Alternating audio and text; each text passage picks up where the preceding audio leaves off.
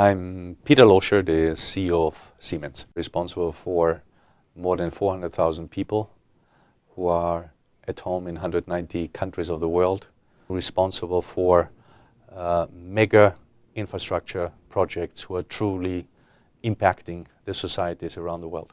Being the first outside CEO in the history of the company, I'm the 12th CEO in a company who is in existence for more than 163 years. You have legacies of long-term leaderships within the company. And this was a major step change that the supervisory board of Siemens has decided to really go to the outside and to bring an outsider into the organization. And me coming in, of course, there was simple questions like, who is this guy?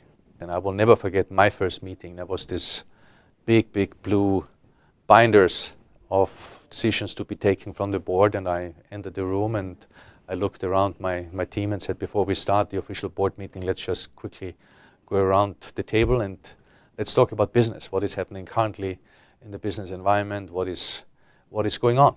And they looked into my eyes and said, well, we are not responsible for it. We have to bring in the operating units and the heads of the operating units to explain it. At all levels, you had basically teams and team decisions. So when you try to track down decisions being made, good ones or bad ones, and you try to understand why these decisions were taken, in many instances you ended up with a committee. And therefore, obviously, the accountability and responsibility was absolutely not aligned behind individual owners of responsibility. And the major disadvantage as an outsider, what you have is you don't know anybody. You have never worked with anybody. You don't know how they will actually act in this new environment and how they will drive it together with you. But you always have, in any change agenda, it's a multi-year agenda, you always have three camps. You have the early believers, an easy group. You have the people who resist completely, also an easy group, because they identify themselves. And you are then able to take actions. And then you have a silent majority. So the core question of any change process is always, how do you win as quickly as possible the silent majority in the middle? The most important thing was being immediately visible in the organization around the world and break with the habit that the CEO is primarily there to be visible at the headquarters. And so I had a massive program around traveling around the world, and this helped me a lot to very quickly engage the different parts of the organization. For a very typical day is you start off in the morning with customer breakfasts, then followed by individual customer interactions or meeting of key politicians, then a lunch, myself alone with the young high potentials, then followed by a business review, by a town hall meeting, then you have a dinner with the top leadership team, and then you fly out and you go to the next. As part of this change, of course, a critical element was also in terms of how you align the incentive structures towards the strategic direction of the company. And one of the reasons, or one of the measures what we immediately implemented was also to really ingrain in the overall organization an equity culture. And I knew that I had to bring in outsiders into the organization because I wanted to have people in these key positions who are completely untainted with the past. For the top 50 global positions, I had to make sure that I wanted to have a transparent process. I wanted to have 3 candidates for each of these slates. So in total, we talked about not 150 because some of them had double slates. So we talked about roughly 120 people going through an external assessment center.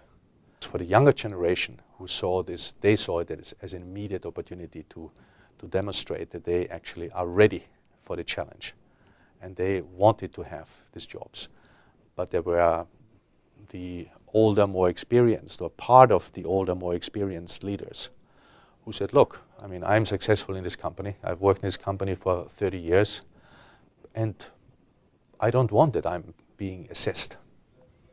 So for me, this was a very easy decision point at this point in time. I lost a few leaders because of this. They have decided to not going through the interview process, and I said, you will not be appointed if you don't go through the interview process. And then they left the organization, but the vast majority responded very, very positively. And this for me was then the third step, where I then had not just the management board in the operational responsibility. I appointed the divisional leaders in a very transparent way. And because of this defining moment for me, that I realized that they were not responsible at all operationally, I have then also decided to accept two, the Chief Financial Officer, Joe Kesa, and the Chief Technology Officer, Herman Röckwardt, to really start with a new leadership team from the very top. So I have changed basically 90% at the very top level. At the divisional CEO, 70% were then new, and at the business unit level below, there was then 50% new. So I had then the right structure, the right alignment in terms of accountability and responsibility, and I had a new leadership team in place ready to go. And this was a major way forward and allowed me to really initiating the major change. We are finishing 2010 in one of the best operational performances ever. We have closed the gap, the operating performance gap, with our key competitors globally. We went through the crisis with market share wins, with higher growth performance and better operating performance. And this is a great joy to see that after this major change initiative, that you see this actually reflected in the numbers, in the market performance, and that customers are stronger tied to Siemens than ever before in terms of seeing Siemens as a big technology and innovation partner for the biggest solutions what they are facing around the world. The ultimate decision of placement of all the senior leadership positions globally are so critically important, because these are your core of the change agents you rely on, and that they are helping to drive the change agenda going forward.